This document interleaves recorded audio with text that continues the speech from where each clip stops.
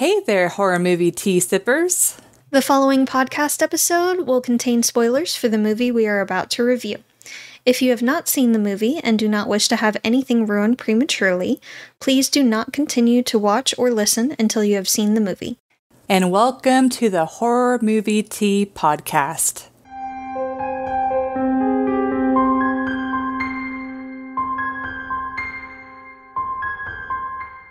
Today we are covering yet again another listener request by Gopher Unboxing, and we are covering Rocky Horror Picture Show, the classic. Yay!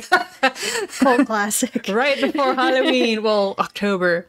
But before we go into the review, let's grab our cups and talk about tea. So today I am drinking the Zest Tea Cinnamon Apple, and so far, it smells like a Red Hot, for those who don't like that. So we'll see how it tastes.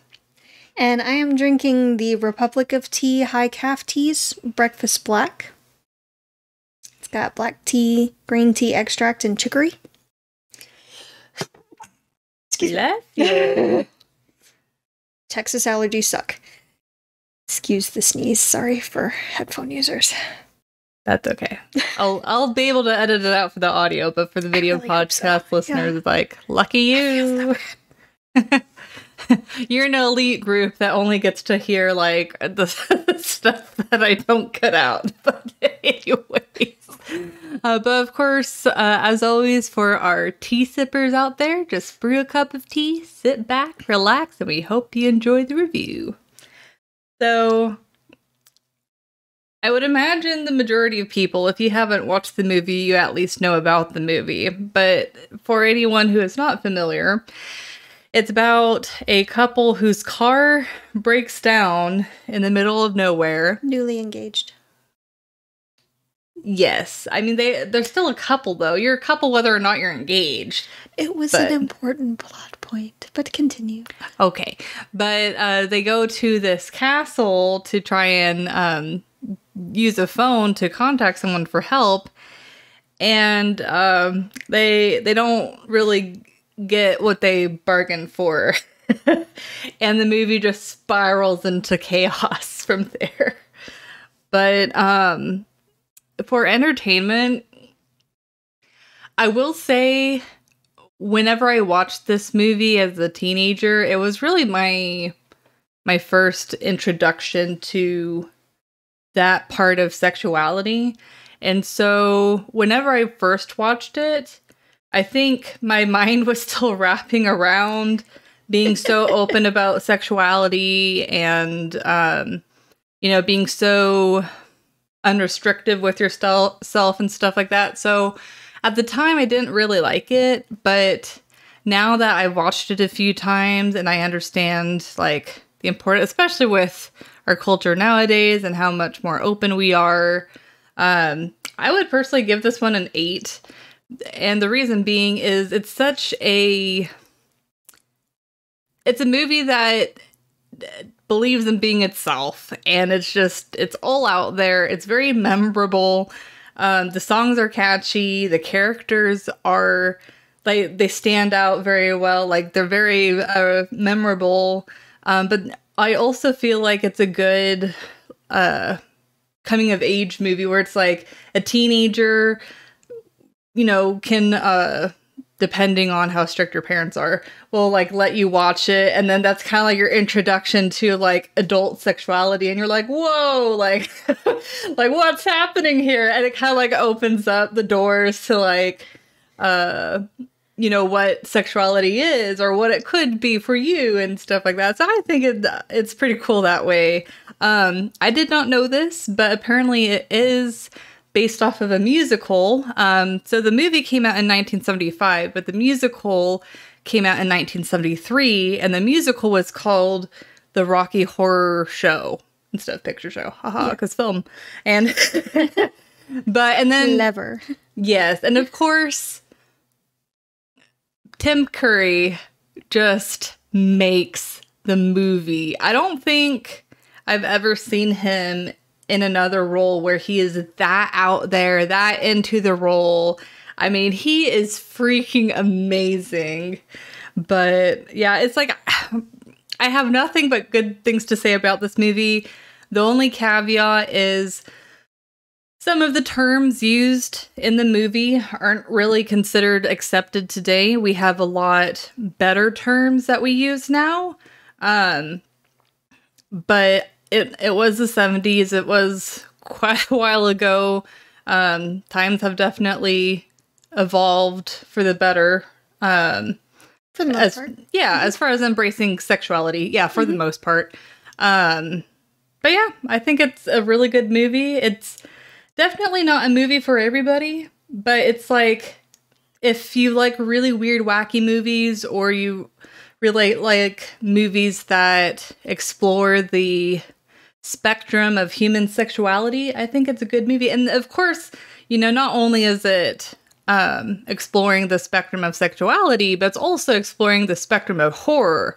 Like, it's actually, even though horror's in the name, you don't really think of it immediately as a horror movie, but rewatching it now, I'm like, oh yeah, it's definitely a horror movie. Well, yeah, it was actually made as kind of a parody of a lot of horror tropes and horror B movies and things. So you actually do, if you're paying attention, you can definitely see a lot of that in there. Yeah, so there's a lot of layers to this film. It's not just let's represent horror. No, it's like, let's represent this, let's represent this, let's represent this. And so it's much representation. Yes. So much representation. But I think, and it's also a really fun movie. Like, it's hard to watch this movie and like be mad. I don't know. It's just one of those like feel good. I don't know. I don't know how to describe it. It's just a movie that it's very unique. Yeah, it's very unique. Like we said, it's definitely not for everybody, but if you are very open-minded, I think this is a very fun movie. If you haven't watched it already, you should give it a shot. This is not for those that are easily offended at all. It's not for kids. Please don't have your children watch this. Yeah. And definitely not safe for work. NSFW. I would give it a 7. I think it definitely needs to be watched in a group, preferably with people that know the interactions for the movie. The interactions actually started not so much in the play, like the musical, but in the film itself in New York, after it was viewed several times by the same, a lot of the same audience members in theaters. They started singing along with it and talking back to the screen and everything, and it just caught on and just went completely across the US. And now it's everywhere. That's pretty cool. So that's pretty awesome. And this is like one of the only films to really do that. It's a very unique experience. So it's definitely a bit more fun if you're in kind of a larger group with people that know the interactions and can get you in on it. Yeah, because it's like, I knew if you watched it in theaters, you're supposed to interact with it, but I didn't know what you were supposed to say, and I didn't find out about it until like I was well into adulthood. So it's kind of funny because whenever we started watching the movie, Jess is over here like saying what you're saying to the screen, and I'm like, I have no idea what to say, so I'm just watching the movie like normal. It brings it down a little bit. Being a boring Susan, awkward. Is that what they say? Yeah, it's a little awkward when you're the only one in the room doing the thing. So just yelling a-hole and slut at the screen. And I'm just silently like, this is nice. So, yeah, watch it in a group with people that know what they're doing. And, it does feel to me like it goes on just a bit too long, personally. By the end of it, I'm like, okay, let's wrap it up, can we? I honestly think it's because it was originally a musical, because musicals are kind of notorious for being a little bit too long. They can be, but they also typically have intermissions. Yeah. And I did, at one point, watch this like in kind of a theater setting. It was during a convention. And there was actually a shadow cast acting out the different things and stuff. It was great. It was awesome. That's cool. Yeah, and they did have an intermission, and people were interacting during the intermission, and they were, like, the shadow cast was reminding each other, okay, this is coming up, this is coming up. They were getting, like, props and stuff ready. So it was really cool, and it keeps you hyped up for it. But when you're watching the movie, it's such high energy from start to finish that by the end, you're, like, exhausted and ready for it to be done. So... That's fair. By that point, you're like, okay, let's go. It's like the cast, they either had a lot of coffee or they had something else in their system that, like, It was kept the them 70s. pumped up through the whole movie, because I don't have that type of energy. I admire their professionalism and their energy. God, Tim Curry was just amazing in this. I know he doesn't really care for it. He's better now, But though. it was so good. It was so, so good. And he has just such an iconic voice. Like, whenever I hear it in other films and everything, I'm just like, it's Tim Curry. Well, and, like, the other films I've seen him in, whenever he's, like, sung, I've always been like, oh, he's just got one of those really unique voices, but he's not necessarily, like, a good singer. But then, like, in this movie, I love it. You get to actually hear, like, his... vocal range and his power, and he actually is a good singer. He is. Well, you also hear it in Ferngully. Yeah, As see, that, Hextus? I love that song. It's like I like that song, but as far as like a vocal like show of your voice, it's like it kind of makes him sound okay. Like, I mean, he sounds good because it's Tim Curry. I really liked it. This does show more of his range, though, for sure. Yeah, for sure. But there is a lot of calls to original horror stories and B movies and things like that. There's the mad scientist. There's, car breaking down when it's storming and they find a castle out of nowhere with a light on. They go ask for help. There's Frankenstein. There's a reference to King Kong. There's Igor. I mean, like, it's literally Frankenstein. Yeah. Igor, yeah. So there's all these different things. Slasher, when the mad scientist goes and kills Eddie. So there's all these different things, and there's a lot of innocence lost in this movie from the audience and the cast. At many different levels. So it's a very interesting movie. It's very, very outlandish. Very outlandish. It is a movie in and of itself. It's hard to put it in a particular category. But it really, really pushed the envelope for this time, especially when it came out. I feel like even nowadays, I mean, it still kind of does. Yeah, definitely not to the extent as it did back in the 70s, Yeah. But I feel like in a way, movies like this help bring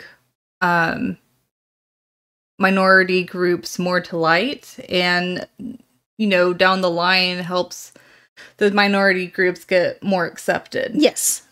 So even though the terminology and even the representation to an extent is dated, I still think, since it's, at least in my mind, the characters in it are in a fairly positive light. So I think it has had a positive impact for the most part. Yeah.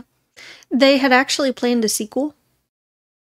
I was reading up on it after the movie when you were getting ready. They had planned a sequel, but it kind of fell through because they couldn't get some of the cast back. Like the 3 main characters. Yeah, I think Tim Curry was probably done with it by then. He's like, nah, I'm good. I'm never coming back. Yeah, comment down below. So from what I could gather, the reason why Tim Curry was avoiding talk about that movie afterwards was because there were some overzealous fans. I don't know if they did something that like scared him, or they were just like too weird for him or what happened. But if you know the reason why he avoided talking about that movie for such a long time, like apparently even he like gained weight and just really plain just so that way he could very much separate himself from that movie, which is sad because he did such a great job and it's such an iconic movie. So I'd be really curious. And if anyone knows why he ended up changing heart a little bit, then I'd be very interested to know. Yeah. But, well, I don't have anything else for entertainment. How about you? Nope. I'm good for realism, however short it may be. Yeah. So for realism, this is one of those exceptions. It's like a few episodes back, we talked about how like realism, depending on the context of the movie, on what the movie's trying to accomplish, realism can either hurt the movie or it can extremely help this movie. In this case, I rated it a 2, but the unrealisticness of the movie really helped it. Like it kind of transports you in a whole other world, since it's all of these like horror movie tropes and like callbacks. Yeah. It really makes it a unique experience. So even though it's a 2, I don't think it's detrimental to the movie at all. If anything, it makes it even more crazy and fun. But yeah. Yeah. I give it a 1. It's not realistic. It's not meant to be realistic. It's not supposed to be realistic. And if it was realistic, I feel like it actually would have tanked. Like, it's not one of those movies that was trying to be realistic in any way, shape, or form. So it knew that it was not realistic and it ran with it. So it ran and dove off the cliff. Yeah, its charm is in its outlandish performance and Tim Curry. So yeah, it's like can't sing enough praises about Tim Curry and his performance. Like, I mean, everyone in the movie is great, but just Tim Curry brings it up to the next like 5 levels. That and Brad's flexibility. He got his leg up high. I know. I'm impressed. I can't do that. No, we were watching, especially on like the kick line, and like, all right, he's getting his leg up higher than anyone up there. And then we're like commenting on like how good Tim Curry's like legs are. Yeah. I'm like, man, I will need some legs like that. Right? Oh man. But the charm is in its just completely crazy outlandishness. So yeah. It was a good call for it not to be realistic at all. Yeah. Especially for a musical movie like this. Yeah, and I think since it is such a chaotic movie, it doesn't, even though it definitely has a main storyline, it tends to lose focus a little bit. So I think it is one of those movies that you have to watch it a couple of times to catch everything. Oh, yeah. And even after watching it a few times, I still find myself a little bit confused by the end. I definitely do too. But it's not... I don't know. It's almost like a hangover night in some crazy place like Vegas or New York. Yeah, you're just like, what the F happened? Yeah, it's like after the movie's over, you're like, did I just have a fever dream? Like, what the hell? Yeah. And you just know if they talk to anyone about it, no one would believe them. Yeah. So.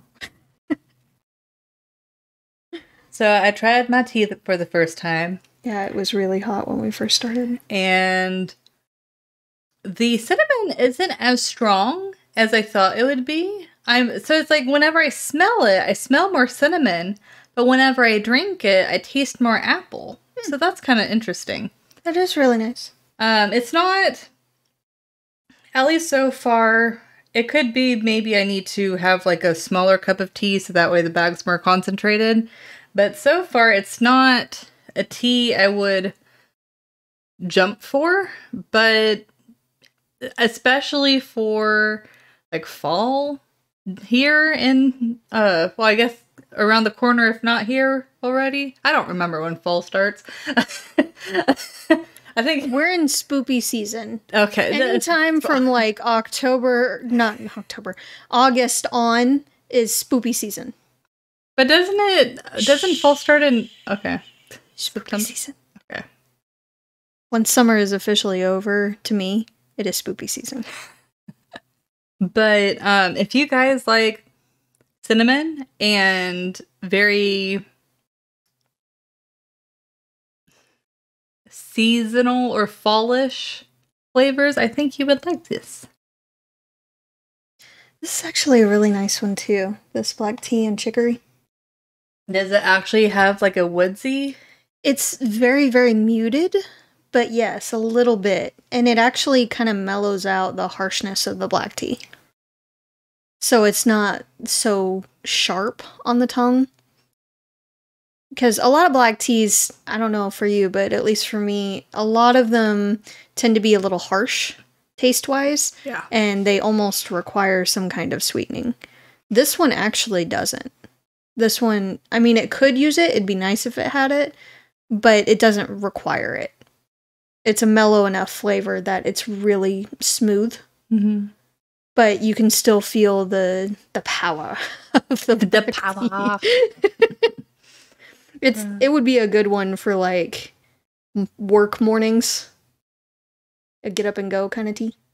Cute. And then like I forgot how much. Okay, so this one has 110 milligrams of caffeine. So a little bit lower than most of the zesty And then ones. This one's 155. Yeah. Yeah, it's a little lower than most of the zest teas that we've seen. Yeah, because I know the zest teas will add the caffeine extract. And, but this one has green tea extract. So yeah. that probably explains why it's still more caffeinated than a lot of teas, but it's not quite as caffeinated. It's because they have the green tea extract. Okay. Anyways, little tangent there, but I hope all of those tea obsessies out there can appreciate it. And if you ever try any of the teas that we mentioned, we would love to hear how you like them. Or if you have any tea suggestions, we would love to hear them. And how you modify them too. Yes. How do you take your tea? Yes. But anyways, just wrapping up, I think that this is a pretty good movie. It's a unique movie. It's a good movie where it's like you're late teens, early adult, and you just need to open your eyes to the world out there if you were sheltered like I was. But anyways. I watched it with a bunch of weirdos in high school. It's definitely a memorable experience. Yep, for sure. But thank you guys for joining us today, and please comment on what you guys thought of the movie. If you'd like to recommend a movie, or you would like to keep up to date with their content, you can find us on YouTube, Twitter, Instagram, Facebook, and most places you listen to podcasts. And if you'd like to share or support our podcast, please subscribe and share our content. This Saturday, we do have our live stream, and we'll be playing at dead of night.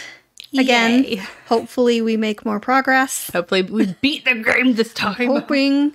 Alyssa will again be playing, and I will have the maps pulled up and be the navigator and side seat player.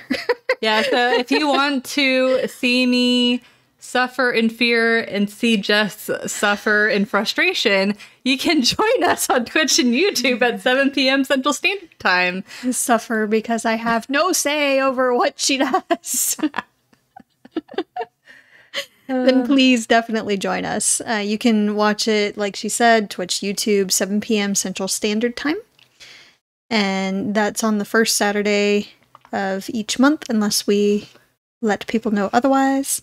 And until the next time, guys, stay safe and stay spoopy. Bye! Bye.